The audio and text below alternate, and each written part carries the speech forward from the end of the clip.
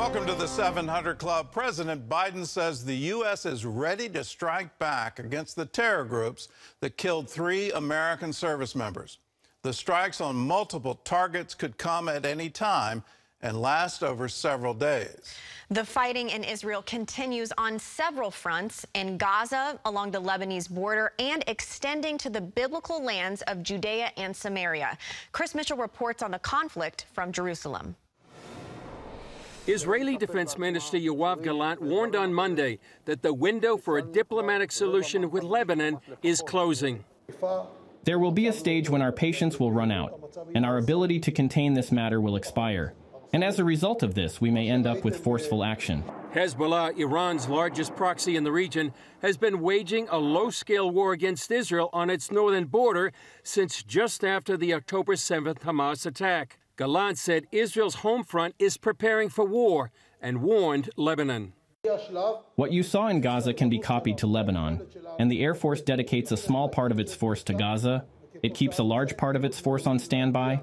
In order to deal with a northern scenario, I hope we don't get to this situation, but we are prepared in this matter. The fighting also spreading to Judea and Samaria, also known as the West Bank, where Israeli forces carried out a raid in a hospital in Jenin. Hospital security camera footage shows disguised undercover Israeli agents entering the hospital. Officials say they killed 3 Hamas terrorists on the verge of launching a terror attack. Afterwards, Prime Minister Benjamin Netanyahu met with IDF troops in the area and told them Judea and Samaria is a critical front in the war.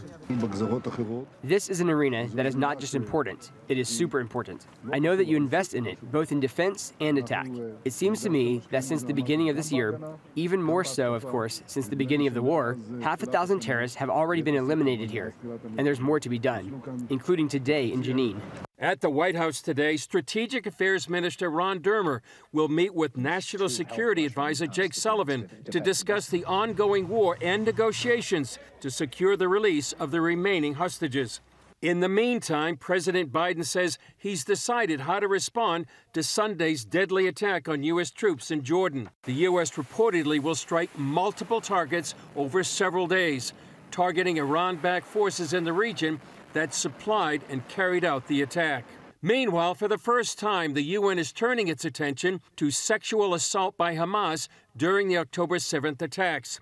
The UN has been criticized for its silence over the rape, torture, and murder of Jewish women. Israel's First Lady Michal Herzog met with Pramila Patten, the UN Special Representative on Sexual Violence and Conflict, who called on the victims of Hamas to tell their stories. Chris Mitchell, CBN News, Jerusalem. Well, mark today, it's January 31. That attack happened on October 7th. The evidence has been there for a very long time, and it took the UN this long to finally say something, anything, about the horrific attack on women in southern Israel on October 7th. It didn't take them long to start complaining about the attack against Gaza in order to release the hostages. They complained about that pretty quickly. The International Court has already had a hearing on it. It's taken this long for the UN to wake up. When are the American people going to wake up about what is happening at the UN and how it seems to be automatically oriented against Israel? The number of investigations launched at the UN, it outweighs any other country by a mile. Let's not let this happen, and certainly let's not let it happen with our tax dollars.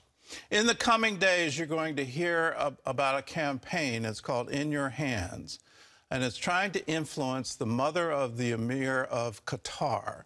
Her name is Sheikha Moza.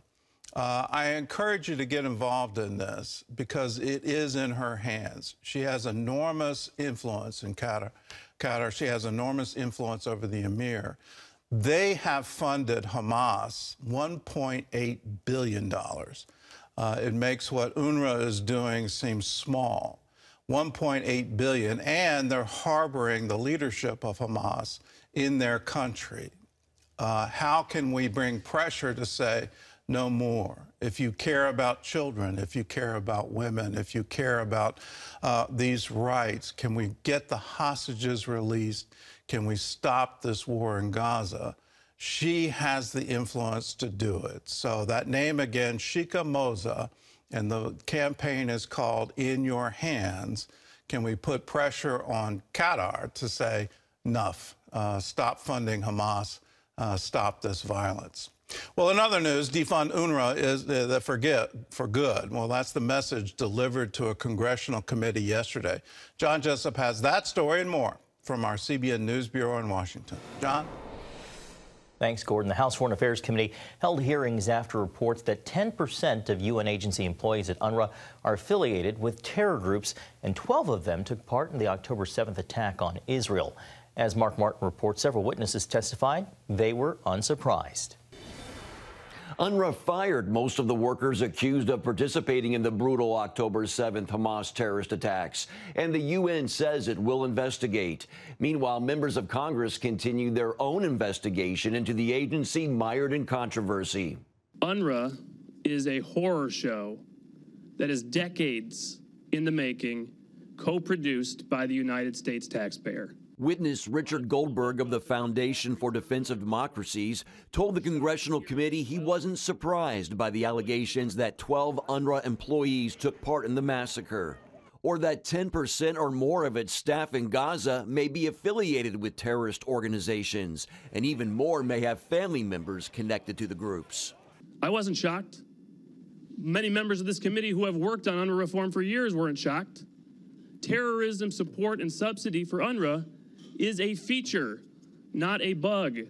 The organization is built from its core mission, its mandate, to indoctrinate generation after generation to hate Jews, to destroy Israel. The committee also focused on UNRWA's education of Palestinian children with textbooks that promote anti-Semitism, promote holy war against the Jewish people, and celebrate the terrorists who carried out attacks. I believe that the people in Gaza do need to get food, clothing, shelter, and their children need an education that is free of anti-Semitic hate. That's what they deserve. This brainwashing, frankly, in my opinion, is child abuse. The U.S. and more than a dozen other countries suspended funding to UNRWA after the Israeli allegations. Witness Hillel Noor of the organization UN Watch urged them to take a step further. I've come here to ask the Congress of the United States, which is the largest donor to UNRWA at over $300 million a year, to not just suspend, but to end the funding for good, and to take the lead in dissolving an organization that is riddled with incitement to hate, involvement in terrorism, and the perpetuation of war. Committee member Congressman Scott Perry of Pennsylvania said the American taxpayer shouldn't be footing the bill for a group that supports terror. The United Nations Relief Workers Agency is a terrorist-supporting entity, ladies and gentlemen. America's taxpayers pay for the absolute worst of it. The absolute worst of it. They pay for all. They don't get a say. UNRWA is the major source of humanitarian aid to the Gazan people. Witness Mara Rudman of the University of Virginia raised concerns about the fate of ordinary Gazans if that assistance is cut off. A majority of the 2 million Palestinians in Gaza depended on UNRWA assistance before October 7th. For the services UNRWA provides to a desperate population, there is no substitute at this time. Committee members are calling for a new organization to replace UNRWA. UN officials have warned that UNRWA will have to stop its operations by the end of February if the funding is not resumed. Mark Martin, CBN News. All right, thank you, Mark. Well, also in Congress, early this morning, House Republicans voted to advance impeachment articles against Homeland Security Secretary Alejandro Mayorkas. Mayorkas faces charges of refusing to uphold the law and breaching the public trust in his handling of the U.S. southern border. Falling along party lines, the House Homeland Security Committee recommended articles for the full House vote, which could come later next week. Well, Republicans say Mayorkas has demonstrated willful and systematic refusal to enforce immigration laws, while Democrats say the whole impeachment push is nothing but a sham. It's all happening as the border crisis takes center stage in the 2024 presidential election. CBN's Caitlin Burke reports. If your refusal to obey the law leads to the death of your fellow Americans, you no longer deserve to keep your job.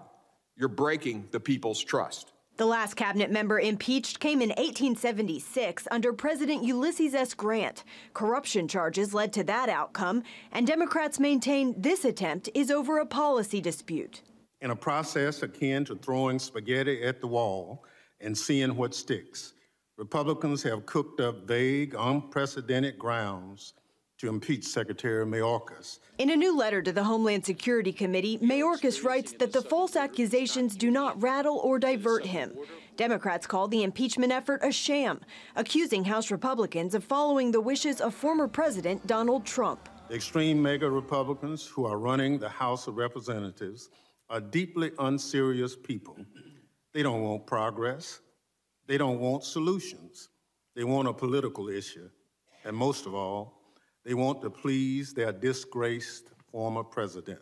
Trump wants Republicans to oppose an expected bipartisan immigration bill in the Senate, saying it would be a gift to Democrats and legislative victory for President Biden. A Senate vote could come as early as next week. GOP negotiators expressing frustration over claims it will be dead on arrival in the House. We want a change in law. And now it's interesting, a few months later, when we're finally getting to the end, they're like, oh, just kidding. I actually don't want a change in law because it's a presidential election year. Meanwhile, another House committee considering the authority of states to unilaterally take action to secure the southern border if the federal government fails to do so. As Thomas Jefferson put it, self-preservation is paramount to all law. The fact of the matter is, of course, the people of Texas have a right to defend themselves, just as I have a right to defend my home and my family if it is under attack. Federal law governing immigration is the supreme law of the land. We cannot have 50 different sets of immigration laws. Attempts by the states to enact and implement their own immigration enforcement policies that conflict with federal law are clearly unconstitutional. Caitlin Burke, CBN News, Washington. Thank you, Caitlin. Gordon, you've been saying it, but it certainly looks like we're in for it this political election year. It is a politics at its best, but I'll quote Representative Scanlon. The immigration law of the United States is the supreme law of the land. And when it's not being enforced, what in the world do you expect people to do? And that's clearly what's happening today. I've said it before, I'll say it again. What part of illegal don't you understand in illegal immigration? If they're crossing the border illegally, it's up to the federal government to enforce that law. And if it's not enforcing it, you can't be surprised when the state of Texas says we need to take matters in our own hands. And you can't be surprised that Republicans in the House of Representatives say we need to change the administration here because clearly the law is not being enforced. Is it politics? Absolutely, it's politics. It's an election year. I think everything out of Capitol Hill is politics on both sides of the aisle. Is it dead on arrival in the Senate? I think absolutely. It's going to take 2/3 of the U.S. Senate to vote agreeing to the impeachment, regardless of what the House does. The House can refer it to the Senate, but it clearly will be dead on arrival. And we've been here before. The same thing happened to President Trump on his impeachment trials, and when it got to the Senate, it got defeated.